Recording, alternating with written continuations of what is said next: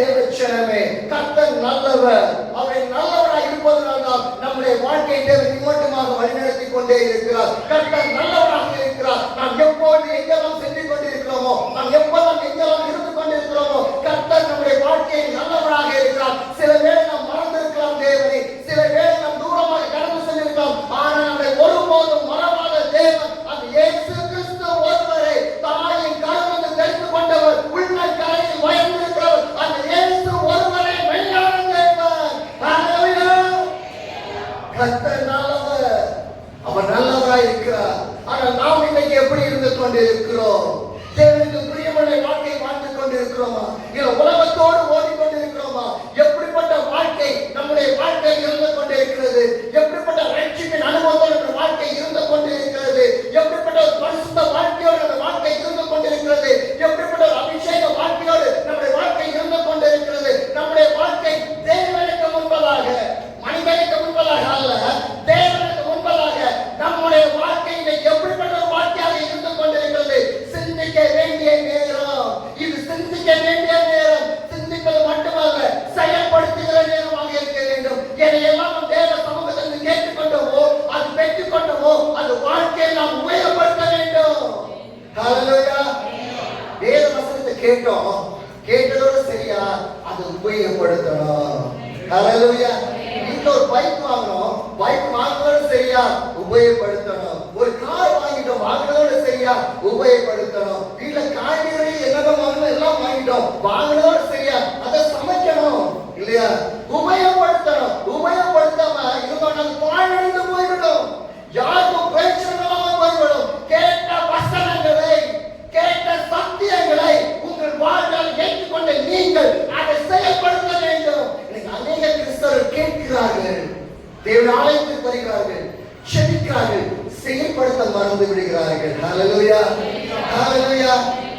அவர்கள் இந்த சிந்தை நம்மளும் இருக்க வேண்டும். இயேசு இந்த சிந்தை என்னிலும் இருக்க வேண்டும். இயேசு எதையெல்லாம் சொன்னாரோ அதை செயல்படுத்தினார். ஹல்லேலூயா! எதையெல்லாம் அவர் சொன்னாரோ அதை செயல்படுத்தினார். அதனால்தான் இன்றைக்கும் அவருடைய சுவிசேஷம் நீண்டு கொண்டிருக்கிறது. ஹல்லேலூயா!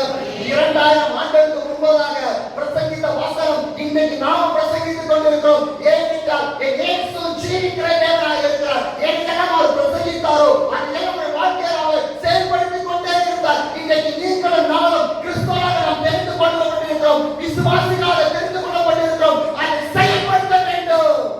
ஹல்லேலூயா! வேதத்துக்கு நேராக திருப்பிக் கொள்ளுங்கள்.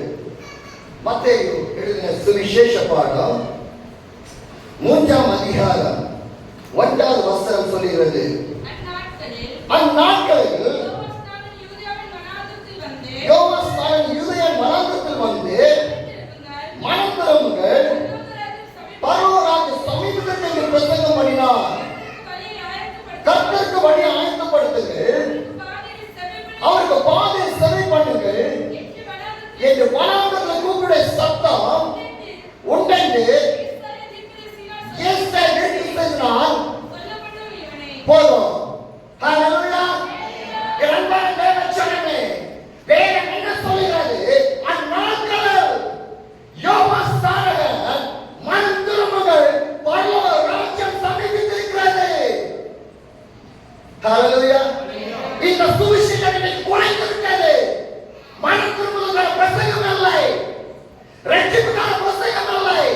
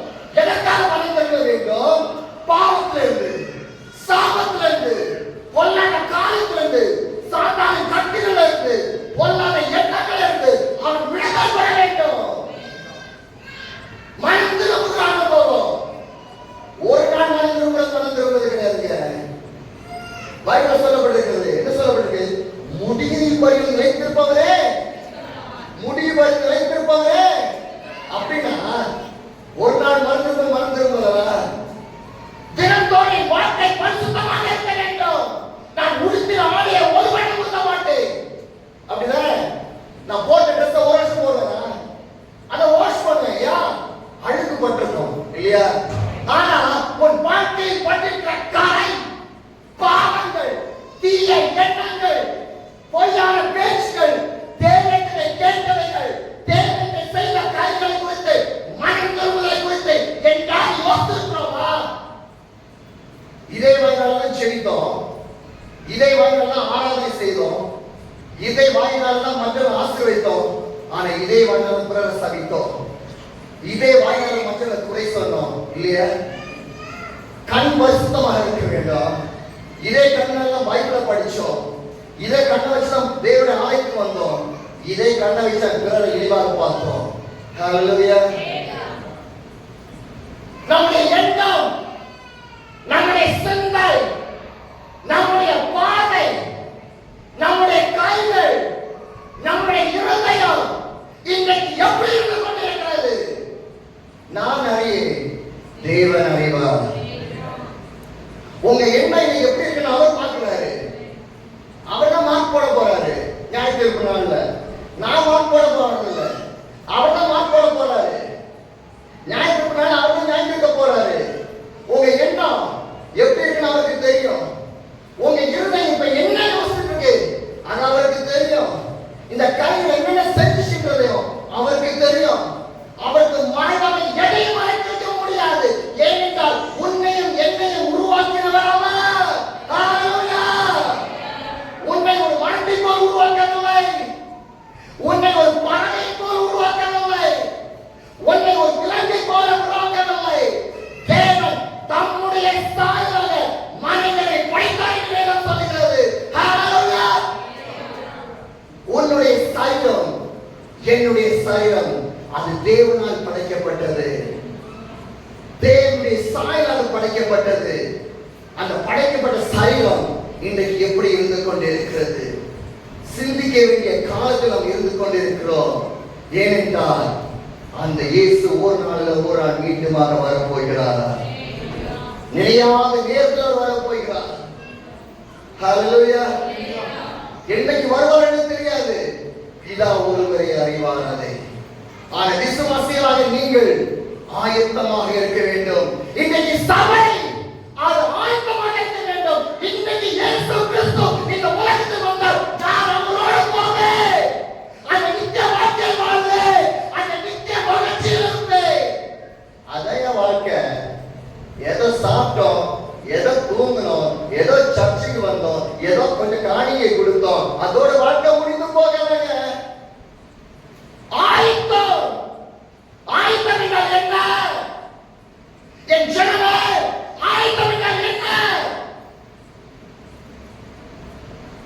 மனம் திரும்பும்போது ஆயத்தம் நம்மளால தெரியுங்க. இன்னைக்கு மனம் திரும்பிட்டோம் சொல்லிட்டு ஆயத்தம் இல்லாம இருந்து கொண்டே இருக்கிறோம். மனம் திரும்பிட்டோம், ஞானஸ்தானம் எடுத்துட்டோம், ரட்சிக்கப்பட்டோம், அபிஷேகம் பண்ணப்பட்டோம், அதுக்கப்புறம் என்ன செஞ்சோம்? யோசிப்பாங்க. மனம் திரும்பிட்டோம், ரட்சிக்கப்பட்டோம், ஞானஸ்தானம் எடுத்தோம், அபிஷேகம் பண்ணப்பட்டோம், அந்நிய பாஷையில் பேச ஆரம்பிச்சோம். அதுக்கப்புறம் நம்முடைய வாழ்க்கையில் இயேசு எந்த அளவுக்கு கிரியை செய்தார்? நாம் இயேசுக்காக செய்வது என்ன? நம்முடைய வாழ்க்கையில் இருந்த மாதிரி இருக்கோமா? நம்முடைய பரிசுத்த வாழ்க்கையில் மாற்றம் வந்துச்சா? நம்முடைய ரட்சிப்பின் வாழ்க்கையில் மாற்றம் வந்துச்சா? நம்முடைய அபிஷேக வாழ்க்கையில் மாற்றம் வந்துச்சா? எப்படிப்பட்ட வாழ்க்கையில் நம்ம இன்னைக்கு இருந்து கொண்டு இருக்கிறோம்? இதை யோகஸ்தானத்தை பாருங்க. எவ்வளவு பலமையான ஒரு தீர்க்கதரிசி. இந்த மனுஷன் வாழ்க்கையை பாருங்க எப்படி இருக்கு சொல்லிட்டு 4ஆம் வசனம் சொல்லுகிறது. 3:4 சொல்லுகிறது, இந்த யோவான் ஒட்டகம் உடையை தரித்து வெட்டிக்குழியும் காட்டுத்தேனும் போதும். இந்த யோவான் எப்படிப்பட்டவராக இருக்கிறான்? யோவான் ஒரு தீர்க்கதரிசி. அப்படிதான் கர்த்தருக்கு வழியை ஆயத்தப்படுத்துகிறேன் சொல்ற தீர்க்கதரிசி. இயேசு பிரசங்கிப்பதற்கு முன்பதாக பிரசங்கிக்க ஆரம்பித்துட்டான். ஆனா யோவானுக்கு இயேசுக்கு ஒரு பொருத்தம் இருக்குங்க. அது அடுத்த வருஷம் நான் சொல்றேன் என்னதுன்னு சொல்லிட்டு. கர்த்தருக்கு வழி ஆயத்தப்படுத்துகிறாங்க யோவாசாங்க.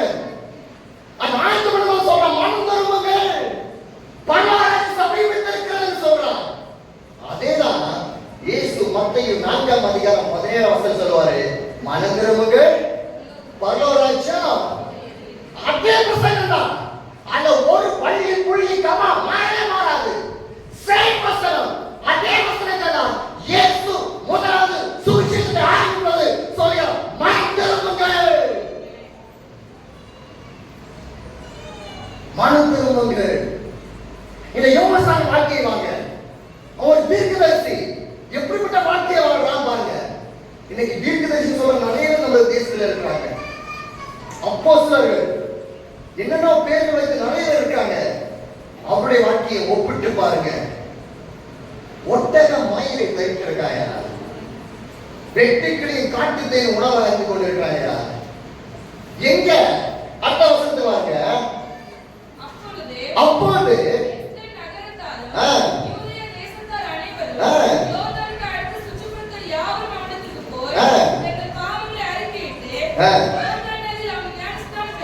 போதும்,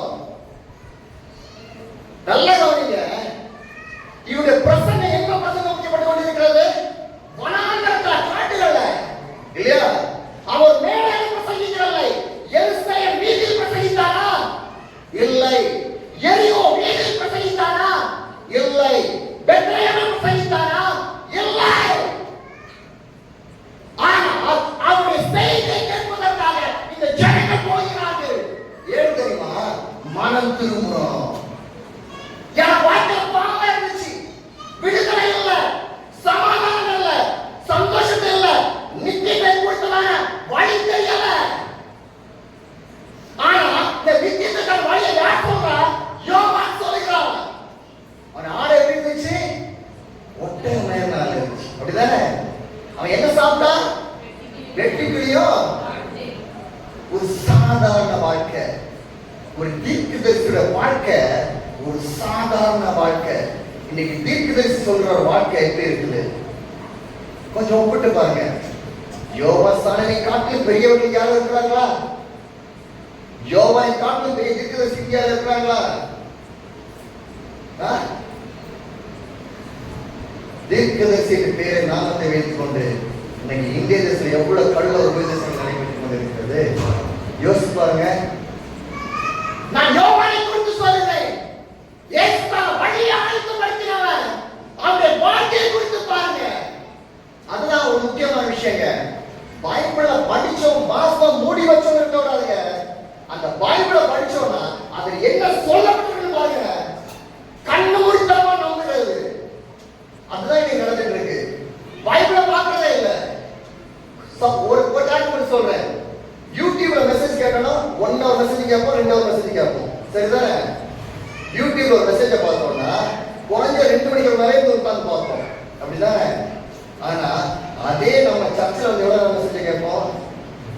குறைஞ்ச ஒரு 1/2 மணிக்கு, குறைஞ்சா ஏங்க யூடியூப் பரிசுத்தமா சபை பரிசுத்தமா? மொபைல் பரிசுத்தமா சபை பரிசுத்தமா? மொபைல 2 மணிக்கு உன்னால பார்க்க முடியுது, திருச்சபை உன்னால 1 hour மேல இருக்க முடியலையா?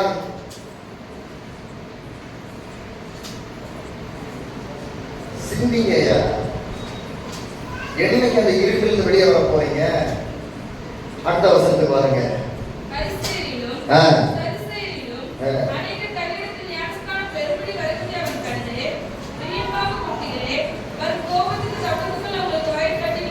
எட்டாவது வசனம். மனம் திரும்புதலுக்கு ஏற்ற கனிகளை கொடுங்கள். என்னையா சொல்றாங்க? மனம் திரும்புதலுக்கு ஏற்ற கனிகள். கலாத்தியர் 5ஆம் அதிகாரத்தில் சொல்லப்பட்டிருக்கிற கனிகள் என்னன்னா? அன்பு, சந்தோஷம், நீடியம், பொறுமை, தயவு, அப்படிதானே? இதெல்லாம் கனிகள் தானே. இந்த கனிகள் இந்த மனிதர்கள் இருக்க வேண்டியது தானே. உங்களுக்கு ஒரு தோப்பு ஏதோ ஒன்று இருக்கிறீங்களா, அது ஏதோ ஒரு விதை போடுறீங்க, ஒரு மாங்காய் மரத்தையோ எதையோ போடுறீங்க, அந்த விதை முளைச்சி வருது. அந்த விதைக்கு உரங்கள்லாம் செய்றீங்க, தண்ணி பாய்க்கிறீங்க, எல்லாம் செய்றீங்க. அந்த விதை வளர்ந்து மரமாகி வருது. கனி கொடுக்க வேண்டிய காலத்துல மாங்காய் மரம் ஆப்பிள் கொடுக்குமா? மாங்காய் மரம் ஆரஞ்சை கொடுக்குமா? மாங்காய் மரம் திராட்சை பழத்தை கொடுக்குமா? மாங்காய் மரம் மாங்காய் தான் கொடுக்கும். ஆனா